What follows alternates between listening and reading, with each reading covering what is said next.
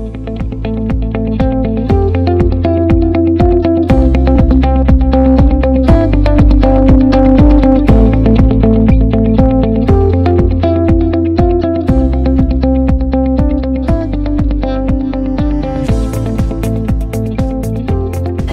morning, everybody. How are you? So I'm just so excited to be able to kick off the day with a conversation that is personally very important to me, a conversation that is one about life or death, one about my survival, the survival of the people that I love, and the sustainability of legacies of hard work. And I'm really honored to be here today with panelists who are on the front lines working to make the world safer for us and to liberate us from oppression, gender oppression, and oppression as it relates to racial justice. So I'm sure that everyone in this room has heard about the movement for Black Lives Matter. And in the corporate media landscape, much of that conversation has been normalizing that conversation around a male gender frame and a specific narrative when it does pertain to trans people and young women of color and women of color is a marginalized bias narrative. So the conversation we're going to have today is going to talk about not only the social systems where women and girls are being Black women and girls are being marginalized, left out, pushed out of systems, and therefore disproportionately targeted by state violence and law enforcement. We're going to talk about the hows and the whys, and we're also going to talk about liberation because we think that's important. So not just stating the problem, but talking about solutions and how people are being a solution, how Black women and girls are leading this change, which has also been left out of the narrative, and putting a spotlight on that work. And we are able to do that today thanks to the generous support of the Novo Foundation, who also supports our Move to End Violence work, where Quentin, Walcott, Joanne Smith, and myself are Move to End Violence movement makers. And so we're part of a 10-year initiative that's focused on ending violence against women and girls, and they have been at the forefront of supporting this work specifically as racial justice intersects with gender justice. So I don't want to take up too much time talking about this because I want to get into the meat of what our panelists have to say. Each of them is going to introduce themselves and then tell you a little bit about where they work, and why they do it, and why it matters. Thank you, Q. Good morning, everyone. Good morning. Congratulations to Feminist.com on 20 years. My name is Quentin Walcott. All my friends and family and people in the work call me Q, so feel free to do the same. I'm the co-executive director of Connect, and we are a domestic violence and gender violence prevention organization here in New York City. And we work in all 5 boroughs, and so a lot of our work looks at preventing violence and not just intimate partner violence, but looking at the intersections between all forms of state violence and community violence as well. And most of our programs and services are for women and girls, but when we first started our work, we used to be part of the Urban Justice Center, and just really quickly, 13 years ago, we made an analysis of the social service systems that we were working directly with, really trying to transform the way ACS, as we know it today, really looked at domestic violence, and what we found was that where there was child abuse, there was also domestic violence, almost 85% of the cases. And we had an analysis that these systems were really re-victimizing survivors of domestic violence. And so when we first started, we looked at the places in New York City where there were the highest incidents of domestic violence, and that happened to be Central Brooklyn at the time. But it's not only the highest incidence of domestic violence, but it's also high incidence of HIV and AIDS for young girls. There was also high incidence of violence in immigrant communities, and there was also the highest level rates of men who were formerly incarcerated coming back into the communities. So we looked at that intersection and felt that it was important to really develop our services around that. So not just looking at domestic violence and gender-based violence as an isolated issue, but how it was also connected to the other forms of violence as a part of a continuum of violence. And I just want to always note that what we found out from that was that doing what I call guerrilla research, was really doing research with no money. We did a lot of street surveys. We stood in front of train stations and laundromats and grocery stores and found out what the attitudes were in that community. And people felt that, yes, these issues were not just about domestic violence, but it was about housing, it was about childcare, and then also looking at state systems, and how they got involved in these incidents of intimate partner violence. But what came out of it was that folks in that part of Brooklyn, where there was also a lot of police brutality, did not see going to the police as a way of dealing with the conflicts that they were experiencing, and they wanted to go to their faith institutions. So we felt that it was important that we engage faith institutions, which are very difficult to engage around violence, but we thought it was important to do that, and then to also look at engaging men and boys, because they were committing, of the cases that are reported, 90% of the cases towards women and girls. So as a strategy, we felt it was important to work with men and boys, engage them, changing their attitudes and belief systems towards women and girls and other men as well. And so that's like the genesis of the work that we're doing at Connect, and really looking at partnering with community partners to really develop strategies of dealing with these issues around violence. Thanks. Hi everyone, I'm Diamond Sharp. I'm currently the associate editor for Working Magazine, and I'm also a member of Black Youth Project 100. So my day job, Working Magazine, I'm familiar with it, is a magazine, 14 girls, that's 5 girls. I think that work's important. I think there's a dearth of that representation in the media, and that's why I was so excited to get the opportunity to work for Working. And outside of that, my activism work is with BYP 100, which Imani can tell you more about. Hi everybody, my name is Imani Brown, and I'm one of the chapter co-chairs for the New York City chapter of Black Youth Project 100, or BYP 100.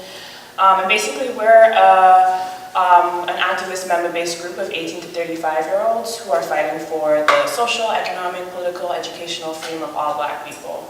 And specifically we do that through an explicitly Black, queer, feminist lens. And so that organization started about 2 years ago. It's growing fast. We have about 5 chapters at this point. And it formed right after the non-indictment of Trayvon Martin's murder, right? There was a research project happening at the University of Chicago that Kathy Cohen had started. And as part of that, she brought together 100 different youth activists from all across the country, Black youth activists. One of the things that her work kind of highlighted was how few organizing spaces existed for young Black people in that age range outside of either college or prison. And so one of the things that we aim to do is basically work towards that vision of Black liberation by centering those in our community that we see as being the most marginalized and the least safe. And what that means is that regardless of age, citizenship status, sexuality, we understand that even within our community, there are different vectors of vulnerability, right? And different matrices of vulnerability. And we understand that until we take care of the most marginalized among us, we're not going to get to freedom as a collective. And so that's a little bit what we do. Good morning, everyone. I'm Joanne Smith. Oh, sorry. Did you want to announce? No, Okay. it's I just jumped in. basking in your club. Well, good morning. So I'm Joanne Smith. I'm the founder of Girls for Gender Equity, and Girls for Gender Equity is an intergenerational organization founded in 2001 with a fellowship from Open Society Foundation.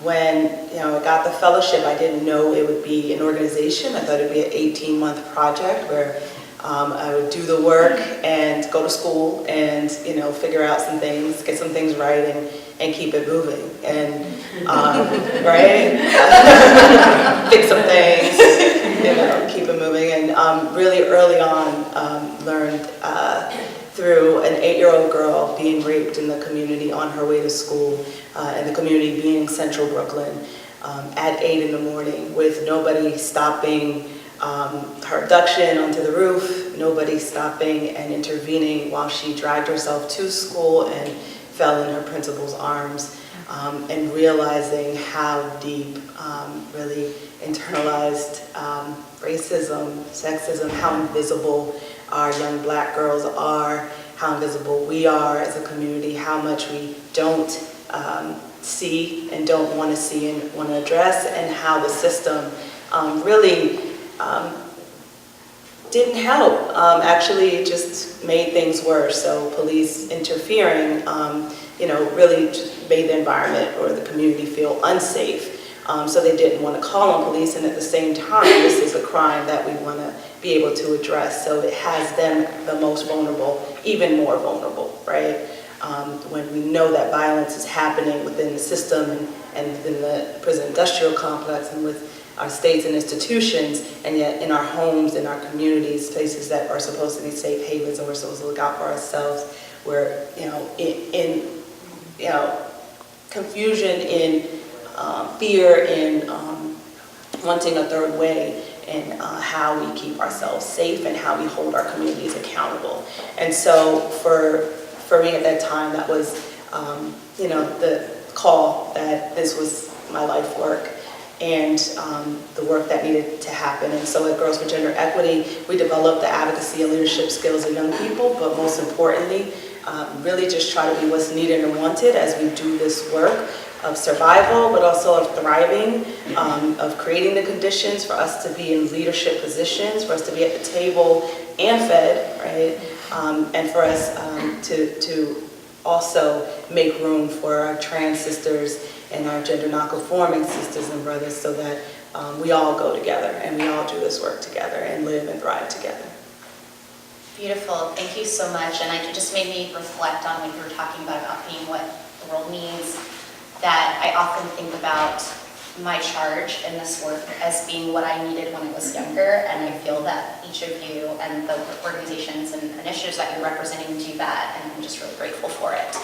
So first, before we dig into this, let's talk about Say Her Name. So we use this hashtag to name this panel, and there's a conversation that needs to happen about how this hashtag came about, and also about who has been really driving this movement to properly and prioritize and represent Black girls and women and Black trans women's voices. So I wanted to see if you guys could give me some background about this hashtag, and also talk a little bit about how the action came about from the online work. So I can speak a little bit to that. Earlier this year, Black Youth Project 100 and BLM put out a joint call to action, a day of action that's supposed to be against state violence and state-sanctioned violence against Black women and girls. And that sort of came out of what we identified as an erasure of Black women and girls' experience with state-sanctioned violence. In the media, within our own communities, we heard and still hear a lot of names when it comes to police brutality that are pretty exclusively just people who identify as men. And when people talk about police brutality, when people talk about state-sanctioned violence against Black people, they're often talking about Black cis men. And so we thought it was just important that we had a day that highlighted specifically that Black women and girls are under attack as well, and in fact don't have that visibility that's afforded to other members of our community when it comes to the pain that we experience and go through, and that violence, even as it manifests itself in similar ways to Black cis men, also looks different and also needs addressing, and that unless we're willing to take a look at the bigger picture, we're not going to get to even what is identified as the most important or pressing or urgent concerns of the Black community. So we put that call to action out, and over 21 cities responded with actions in their own areas. I know African American Policy Forum, who had already been working on a report about Black girls and women, particularly in the school system and the school-to-prison pipeline, came out with that report the day before the call to action, and hosted their own vigil with family members of Black women and girls who had been killed by the police. So that leads me to just want to talk a little bit about the state of affairs for Black women and girls and trans people right now. Let's talk about where we are, and then also your vision for where you'd like us to go in the future. Anyone who wants to take that one? Can I just mention something about saying her name? I'm sorry to kind of go back. And I think just one thing that's significant in my work around say her name, just in general, like even before the hashtag and campaign came out, is that for men who are abusive in their relationships, one thing that makes it very easy for someone to abuse women and girls in particular, and trans women as well, is the idea of not giving them a name. So when we do this work and engage with them either around adverse accountability or just looking at violence towards violence on girls, I always encourage them to, who's the person you're abusing? And say, they'll even say, my wife, my girl. So when we think about women, even within state violence, if we think about women as objects and property, it becomes very easy to abuse them. So I think just as that campaign was developed, it was significant for me and then the work we're doing at Connect, because that's like on a very basic level, when you humanize someone, it becomes very difficult or not as easy to abuse them in a particular type of way. So I just wanted to kind of just mention that piece as well. Thank you. Thank you for that.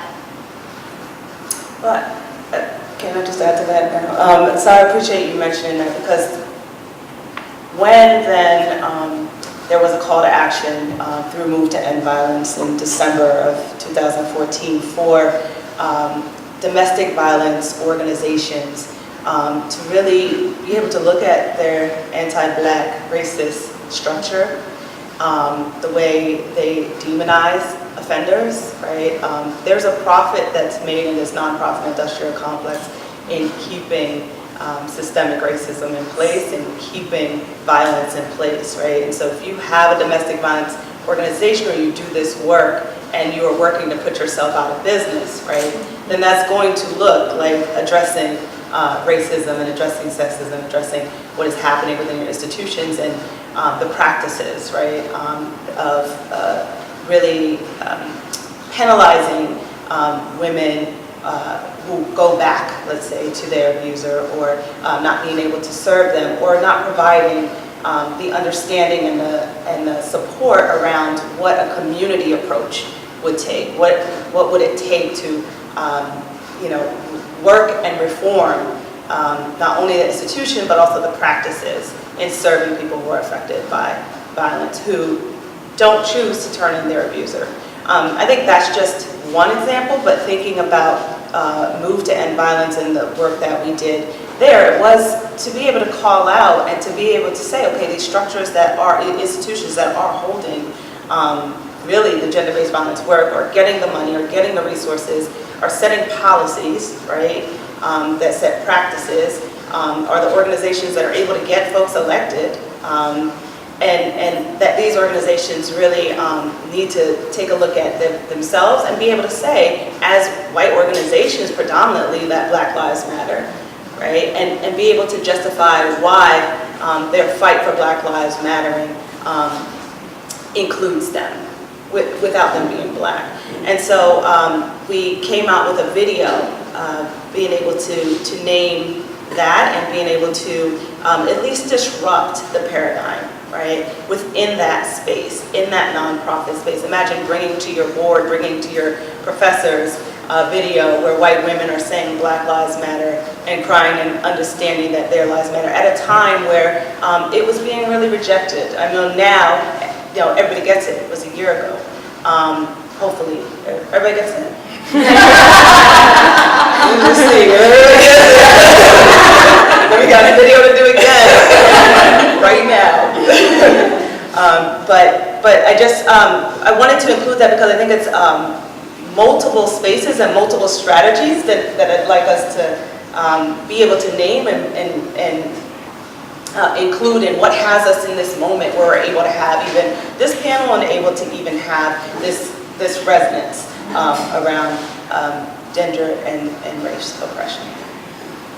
I think that when we're talking about what's the current state, I think we should definitely use the terms dire and invisible. When I think about the African American Cause Reform Report, say her name, they mentioned that the victims of police brutality have been, the youngest female victims have been 7, and the eldest is 91. The 7-year-old being, I believe, Ayanna Jones, who was killed during a no-knock raid in Detroit. And I think that the problem is what we keep coming back to, right, that Black women are invisible, right? That, like, if you know who Trayvon Martin is, who Imani Brown is, you should know who Ayanna is, right? And that's what we keep coming back to, that young Black women are invisible when they are being the victims, when they are victims of state-sanctioned violence.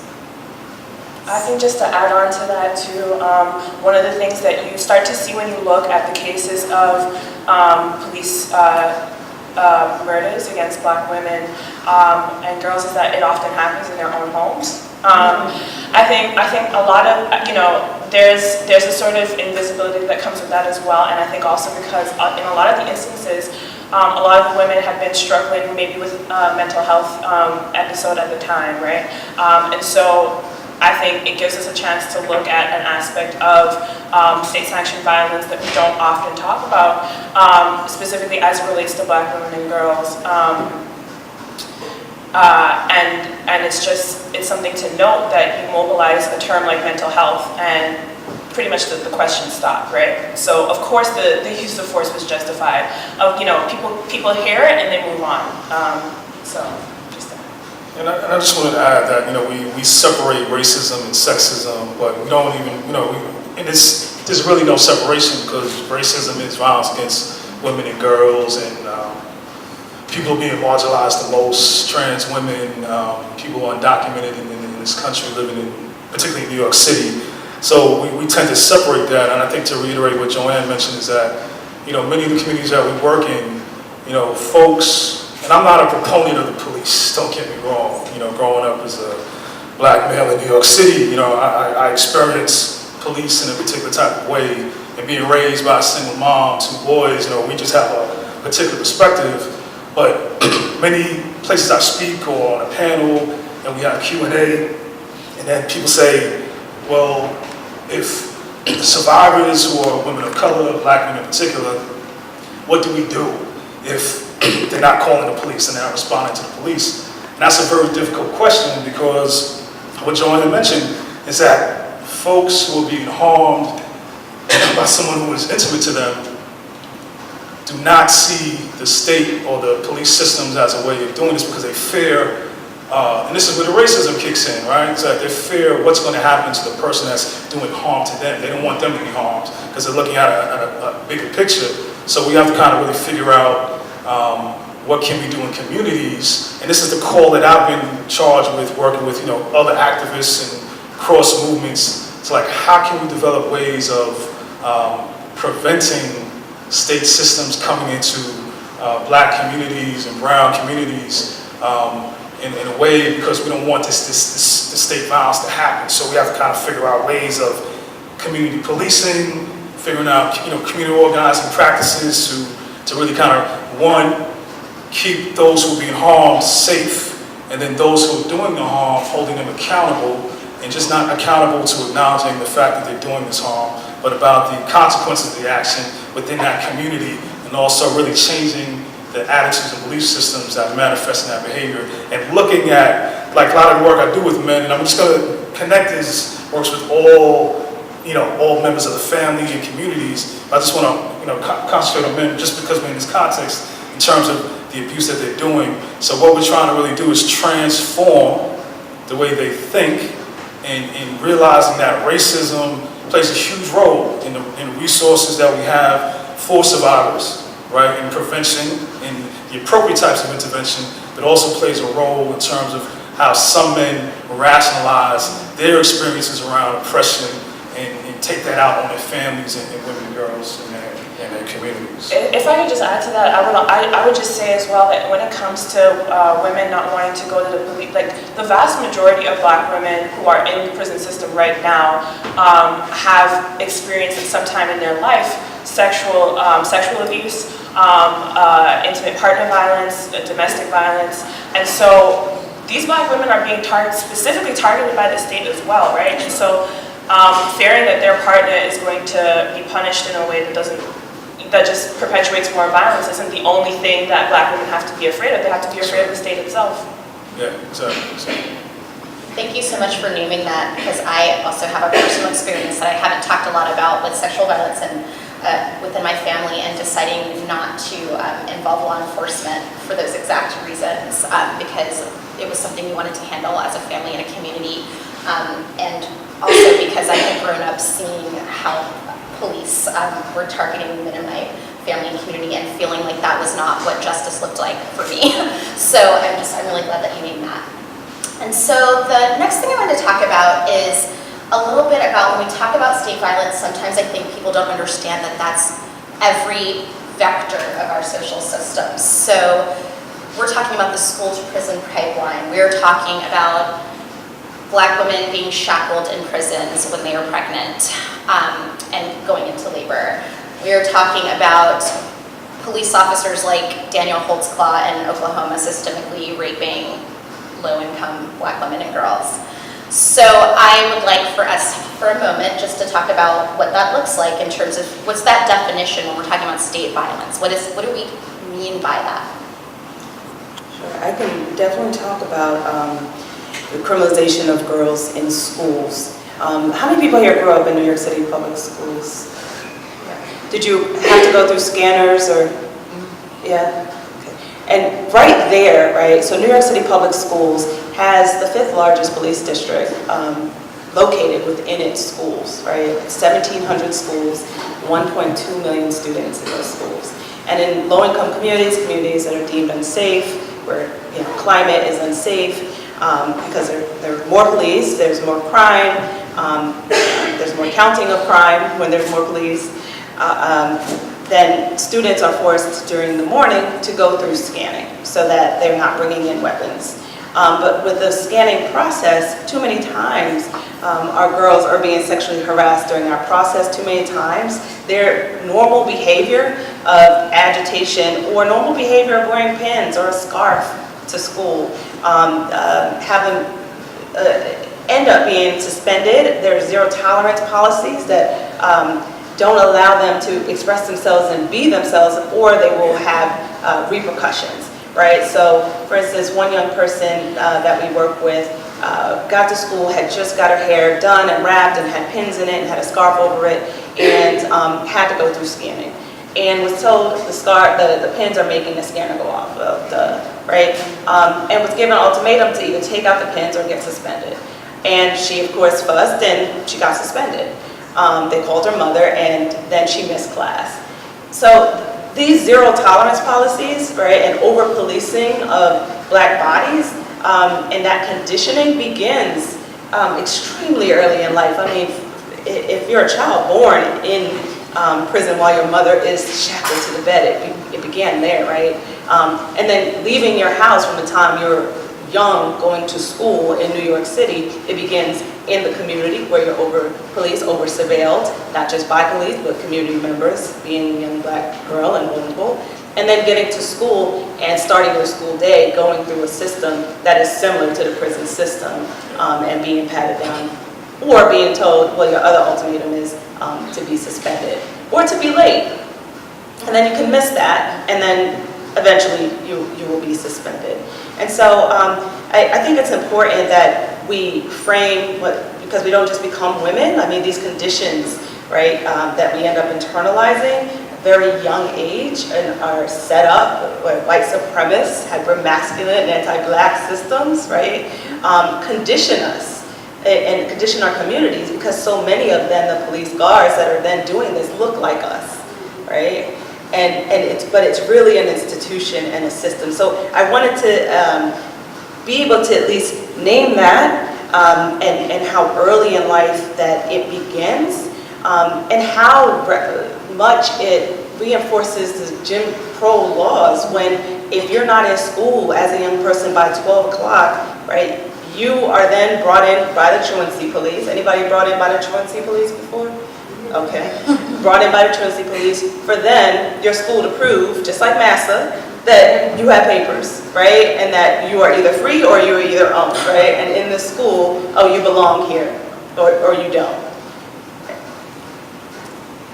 Yeah, just to add a little bit to that, I think one of the exercises that sometimes we do in trying to sort of come up with a definition of the prison industrial complex, we'll put a big piece of paper on the board, and we'll write prisons in the middle of it, right? And then we'll ask folks to just call out what comes to mind in terms of who's affected by prisons, what is it connected to, who experiences it, and who does that affect, right? And what you'll eventually end up seeing is pretty much every aspect of society ends up on that paper, right? We have schools, we have, I think that what it points to, right, is that when we talk about prisons, we're not just talking about a single institution, we're talking about a normative way we have of thinking about the world, right, that needs to dispose of, surveil, and imprison entire populations in order to solve social, political, economic problems, right? And who those bodies end up being is always Black bodies, right? Because we are at a position where we are seen as fundamentally and inherently disposable. And so when you're talking about feminism, you can't talk about that without talking about the fact that prisons inherently, this is not about more nicer conditions or friendlier cops or more Black and brown cops, right? This is about a system that at its root is designed to control an entire population and maintain a status quo where Black bodies are disposable. And then within that, we see Black women and gender non-conforming femmes being particularly vulnerable to that sort of violence. I wanted to add in social services, child welfare services as well in this. I think when we see women being carted off to jail for having their children play in parks down the street from their houses while they go to work, where in certain communities where they'll be seen as like free-range parenting, right? It's been called that as someone is upper middle class and white. They're just allowing their children to be independent. But when it's a low-income Black mother, she's irresponsible. Right now, that child's being put into the state through child welfare services, and that mother faces criminal charges, right? And now the family is now broken. I think we need to include them when we're thinking about state violence as well. Yeah, and I just wanted to add, in looking at, schools, we have a young woman that we work with and did some work with Joanne as well. And just really quickly, her experience of getting up, living in a household where there is violence in the home, right? So she's trying to leave or escape what's happening in her intimate environment to go to school, right? And on the way to school, she has to navigate street harassment, sexual harassment, sexual violence in some cases on her way to school, and then she has to experience this school, and I think Joanne mentioned this, but like this school that looks very much like a jail, not just the metal detectors you have to go through, but just like the colors on the wall, the stairways. So by the time this young woman gets to school, she's traumatized, right? From just what's happening in her community, and then coming into a school and dealing with the police. And many of these schools have police officers as the security guards, and going through the harassment, like Imani mentioned, through that. I just wanted to mention too, Imani talked about how the number one rising population in prisons, in the prison industrial complex, is women. And these are women who are fighting back against the abusers. And then the second rising population are children who are fighting back against the person who's abusing typically their mom, or they're exposed to the violence that's happening in the home or in the community. So looking at state violence in that way, and then think about court systems and how we value women and men, and this is where gender comes in. Men who are abusing women will get less time than the women who are fighting back against the violence that they were receiving. This could be for 20 years of violence. So we have to kind of look at how, the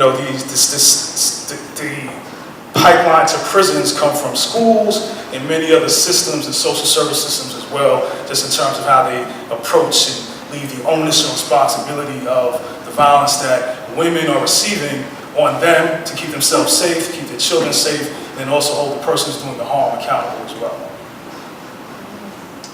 Yes, thank you so much. And speaking of accountability, that's another question that I wanted us to explore. What do we do to demand accountability? Because we've just talked now about the fact that this is dire, and Diamond named that this is dire, and we need to be surfacing these issues. What can be done to demand accountability by our community, specifically as Black folks who are directly impacted, but also by our allies? So So one of the things that I would say is that we really need to start thinking about our systems a little bit differently, and we really need to challenge what we understand as normal, basically. I think to a lot of us, prisons feel very normal. Prisons are what keep us safe as a society. Maybe it's being used badly, but in a different iteration, maybe it could actually function as something that is a social good. I think that inherent in that is an understanding of criminality that doesn't think about who is deciding what is criminal and what is not. And I think that when in sort of some of the past movements we've seen before, particularly after the Civil Rights Movement, there were a lot of movements to structurally defund police, right? To abolish prisons, right? And that was diverted, in a lot of ways by this idea of community policing. We don't need to get rid of police, we need friendlier police, we need more training, we need basically to direct more resources to a system that is systematically oppressing us and messing us up. And so I think one of the things that is really important to think about, and which only happens when you're thinking about the most marginalized people in your community, whether or not that's Black women or if it's gender non-conforming femmes, is that you start to see that at its root, right, criminality is inherent in certain bodies for being deviant. And so if we're really invested in keeping all of us safe, then we have to really deeply think about those things that we've been taught to just sort of, if they're in jail and they're a criminal, it's because they deserve to be there, right? If they committed a crime, it's because they're morally deficient, right? We need to really think about what the larger context of how people are moving as agents and actors, what choices are not choices to other people, and think about change that's transformative and structural rather than like reformist or shifting things around into a different iteration that does basically the same thing. Thank you so much for that, and I think your point leads me to another question I want to talk about, which has, comes up a lot in conversations about violence against women and girls and trans people in general, but also when we look at the inextricably with race, has a deeper social harm, which is respectability politics, the perfect victim narrative specifically. And I often, every time that we see one of these conversations play out on Facebook, for example, I have to actually take a break because I get upset by all of the excuses that I see people make about why people should be having state violence imposed upon them, that there's some sort of justice to that. So I wanted a little bit of conversation about respectability politics and how do we reframe the conversation in the media and in public conversation away from what people did to make people abuse them and victim blaming. And I say that sentence, which I know is inherently wrong, but just to say it. And then to what a conversation of how do we create systems where those sorts of crimes aren't occurring because people have what they need, because people are liberated, because people are feeling supported and safe in their society. I think in terms of media, this sounds very, disillusioned, but I think that until you have large numbers of people of color working in media, that it's going to be hard to change the language that's used, right? We saw that yesterday a CNN, I believe, article about Freddie Gray talked about him saying the child of a literate drug addict, right? Like, why? That's unnecessary. When describing, there's many things to say about Freddie Gray, and that doesn't need to be the number one thing you say about him, right? But like, that's a journalist who has a bias, whether they're aware of it or not, and they used it for harm, and they used it to impose a political politics. It doesn't matter what Freddie Gray's mother, what her background is, it doesn't matter. It's still, the state is responsible for his death. That's what we should be focusing on. And I think, I feel like I sound not hopeful, but I do think that until we have large numbers of Black and other folks of color in media, that it's going to be hard to stop that use of respectability politics in media. Yeah, and I'll just add, a lot of the work that needs to be done, we always kind of think about it on the journalist level, but it's the editors that really make the decisions, because I've even come across, journalists that have actually let me know what they're going to quote me in an article, right? And that typically usually goes wrong. And that has had to be changed because the editor is looking for something more sensational.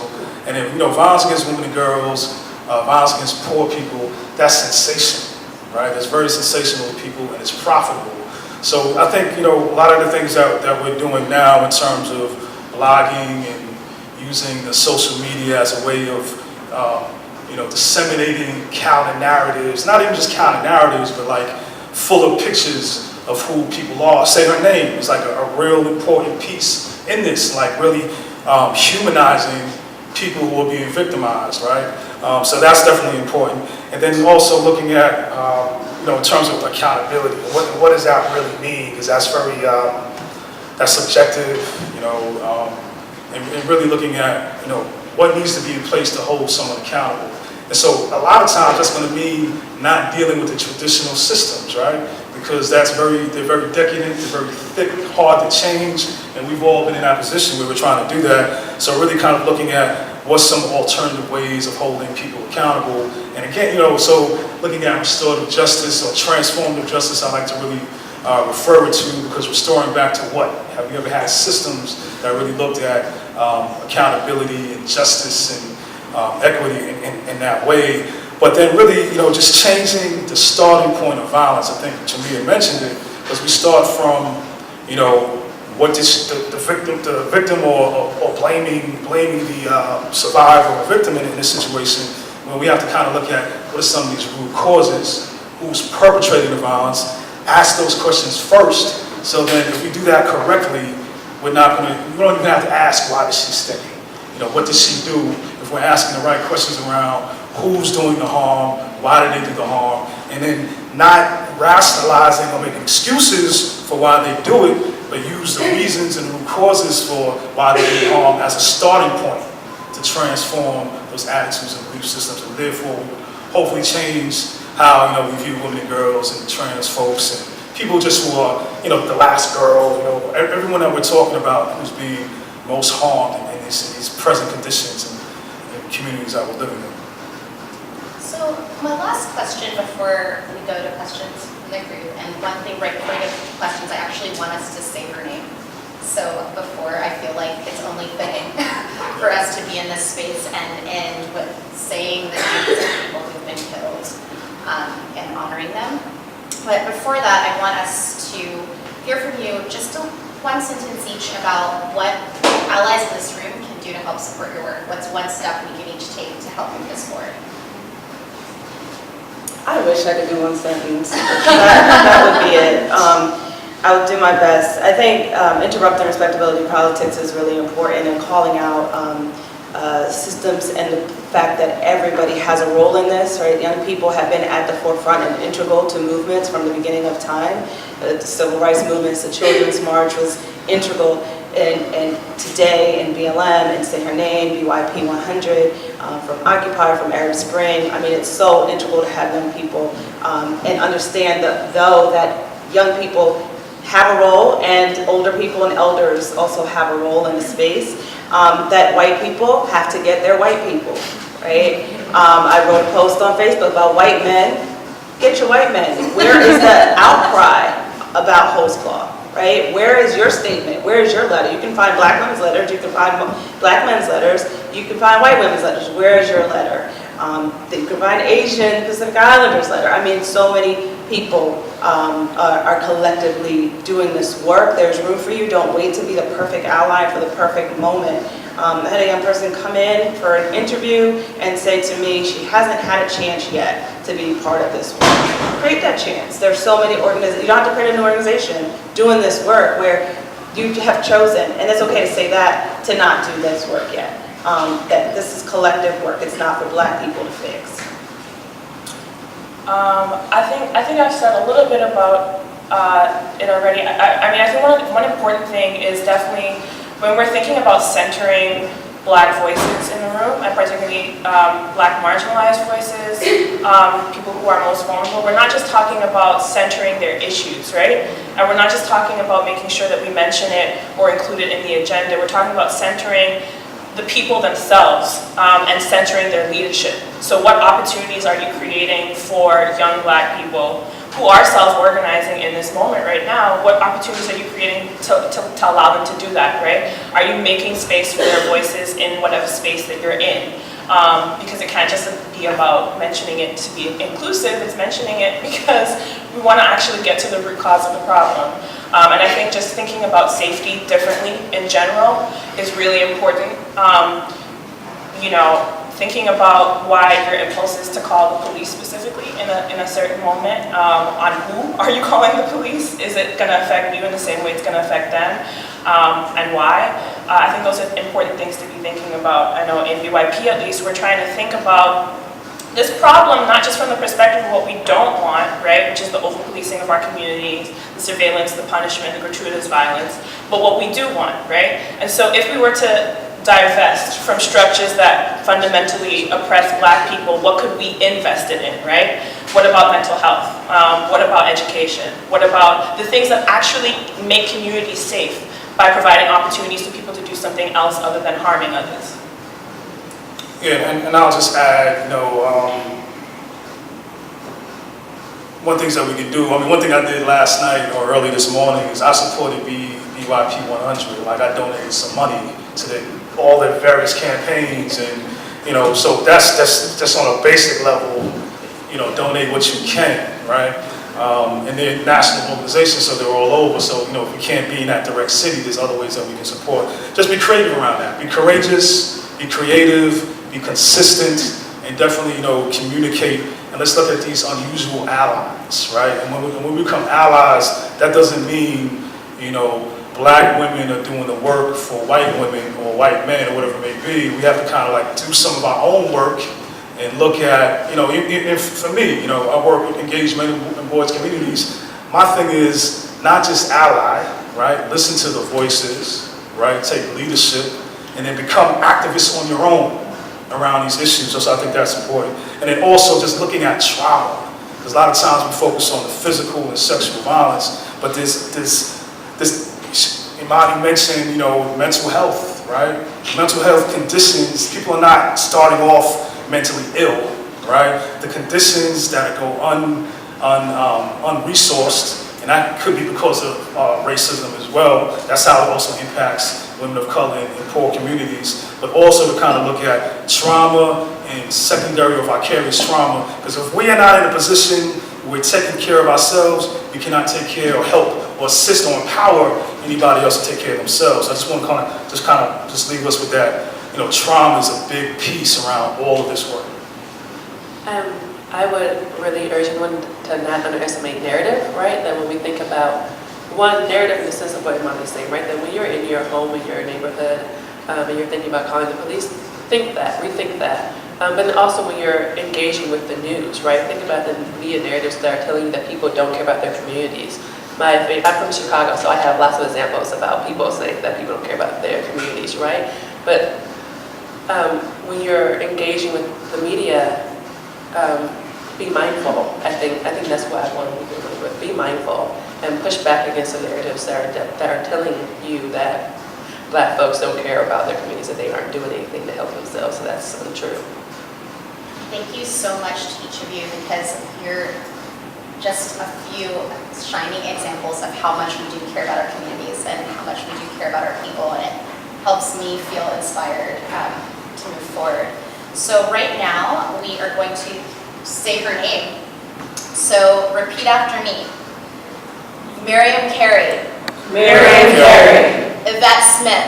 Yvette Smith. Natasha McKenna. Natasha McKenna. Rakia Boyd. Rakia Boyd. Maya Hall. Maya Hall. Shelley Frey. Shelley Frey. Darnisha Harris. Darnisha Harris. Melissa Williams. Melissa Williams. Alicia Thomas. Alicia Thomas. Chantel Davis. Chantel Davis. Sharice Francis. Sharice Francis. Alana Stanley Jones. Alana Stanley Jones. Tarika Wilson. Tarika Wilson. Catherine Johnson. Catherine Johnson. Alberta Spiro. Alberta Spiro. Kendra James. Kendra James. Sandra Bland. Sandra Bland. Tanisha Anderson. Tanisha Anderson. and the list goes on. Thank you.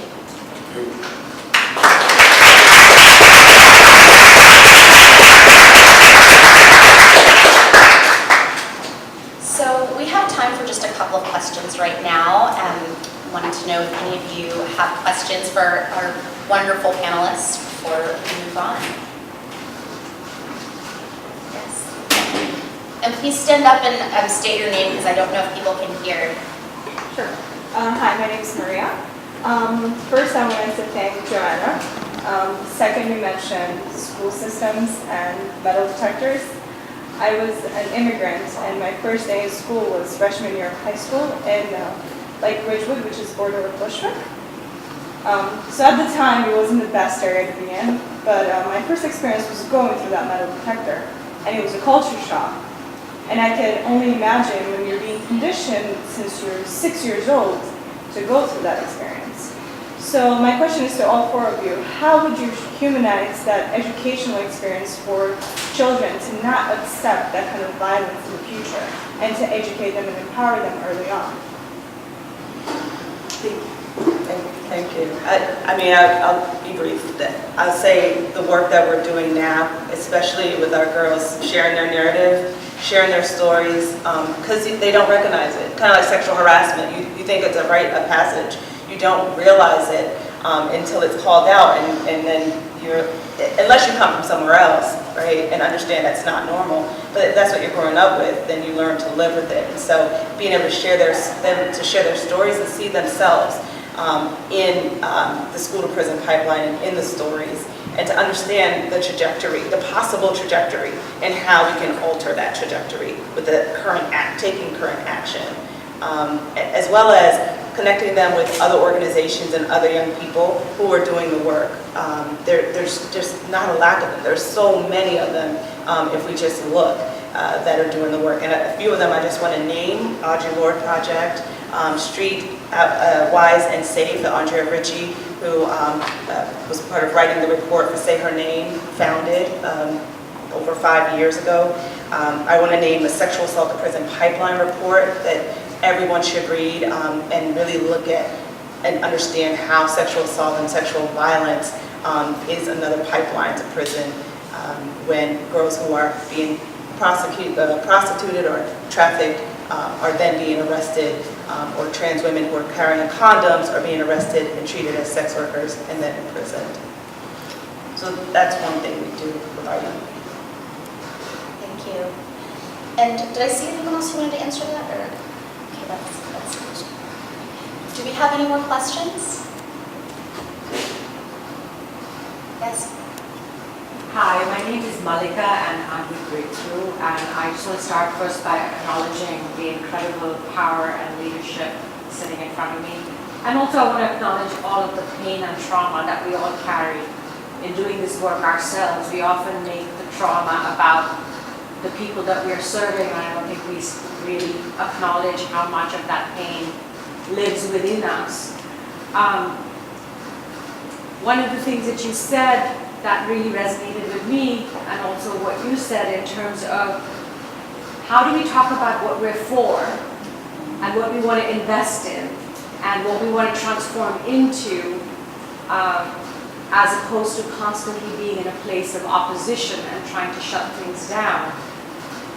And I would really like to get some ideas and recommendations for how we hold the space of resistance and the space for transformation and the vision at the same time. Yeah, I think that's absolutely correct. And there's many things that need to be done, and we need to do multiple things. Like, until we get to a place where we can not even transform a system, like have a new system in place that's equitable and just and has the buy-in from the most harmed. I think that's definitely important. Just forgot my point. So anybody else wants to go? I definitely think it's tricky.